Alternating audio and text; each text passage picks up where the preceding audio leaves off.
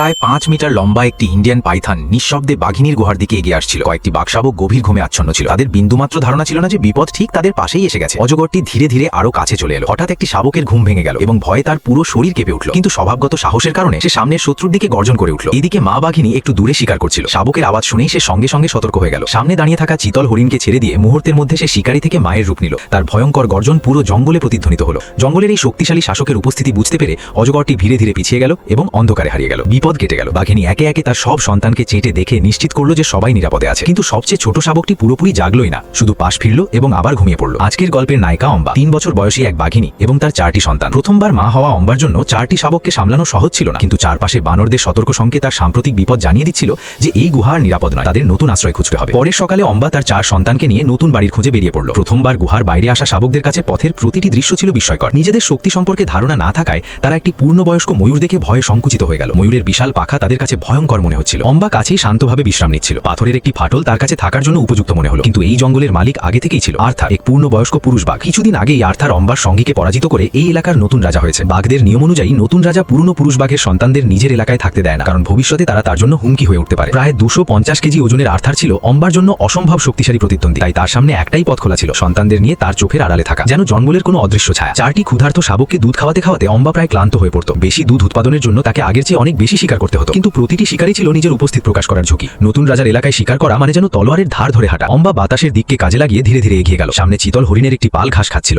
কিন্তু তারা একা ছিল না। আশেপাশে আরো অনেক ছোট প্রাণী সতর্ক দৃষ্টি নিয়ে দাঁড়িয়েছিল। অম্বা এখনো খুব কাছে পৌঁছায়নি, কিন্তু অনেক চোখই ইতিমধ্যে তাকে দেখে ফেলেছিল। ঘাস সামান্য নড়ে উঠল, সব প্রাণী পালানোর জন্য প্রস্তুত হয়ে গেল। কিন্তু গুহায় অপেক্ষা করা ক্ষুধার্ত শাবকদের কথা মনে করে অম্বা হাল ছাড়ল না। হঠাৎ সে ঝাঁপিয়ে পড়ল। তার শক্তিশালী আক্রমণে চারিদিকে ঘাস ছিটকে গেল। কিন্তু এত সতর্ক শিকারের মাঝে এই আক্রমণ কিছুটা তাড়াহুড়ো হয়ে গিয়েছিল। চিতলগুলো চারিদিকে ছুটে পালিয়ে গেল এবং আক্রমণ ব্যর্থ হলো। ঠিক যখন অম্বা হাল ছেড়ে দিতে যাচ্ছিল, তখন ঘাসের মধ্যে সামান্য নড়াচড়া দেখতে পেল। একটি একাকী চিতল, সেটি সামলে ওঠার সুযোগই পেল না। কয়েক মুহূর্তের মধ্যেই সব শেষ হয়ে গেল। এই শিকার অম্বা এবং তার 4 সন্তানের জন্য কয়েকদিনের খাবার নিশ্চিত করলো। নতুন রাজার নজরদারির মধ্যে এটাই ছিল তার প্রথম বড় সাফল্য। অম্বা শান্তভাবে শিকার খেতে শুরু করলো। শাবকগুলো আনন্দে এদিক ওদিক খেলতে লাগলো। কেউ মাংস পরীক্ষা করছিল, কেউ আবার শিং নিয়ে খেলতে খেলতে নিজের দাঁত ধারালো করার চেষ্টা করছিল। অম্বা একপাশে শুয়েছিল। বেশি খাওয়ার কারণে তার শরীর ভারী লাগছিল এবং সে মাঝে মাঝে ঢেকুর তুলছিল। 4টি সন্তান তার চারিদিকে খেলছিল। পরিবারের জন্য এটি ছিল এক বিরল শান্তির মুহূর্ত। কিন্তু শিকারের গন্ধ অনেক দূর পর্যন্ত ছড়িয়ে পড়েছিল এবং তা আর্থারের দৃষ্টি আকর্ষণ করলো। গন্ধ অনুসরণ করে সে সেখানে পৌঁছে গেল। অম্বা বুঝতে পারছিল না আর্থার খাবারের জন্য এসেছে নাকি তার সন্তানদের জন্য। সে প্রতিটি নড়াচড়ার দিকে সতর্ক নজর রাখছিল। আর্থার তার দাঁত বের করে নিজের শক্তি আর কর্তৃত্ব প্রদর্শন করলো। বিপদ টের পেয়ে শাবকগুলো পাথরের ফাটলের মধ্যে লুকিয়ে পড়ল। আর্থার ধীরে ধীরে সামনে এগিয়ে এসে নিজের এলাকা চিহ্নিত করলো। অম্বা এক মুহূর্তেও দেরি না করে সিদ্ধান্ত নিল। সে আর্থারকে শিকারের কাছে নিয়ে গেল এবং কোনো সংঘর্ষ ছাড়াই নিজের শিকার ছেড়ে দিল। আর্থার সন্তুষ্ট মনে সেটি গ্রহণ করলো এবং শিকার নিয়ে চলে গেল। আবার সবকিছু শান্ত হয়ে গেল। পরিবারটি আরও একটি বিপদ থেকে রক্ষা পেল। কিন্তু এখন এই জায়গাটিও আর নিরাপদ নয়। তাদের আবার নতুন আশ্রয়ের খোঁজে যেতে হবে।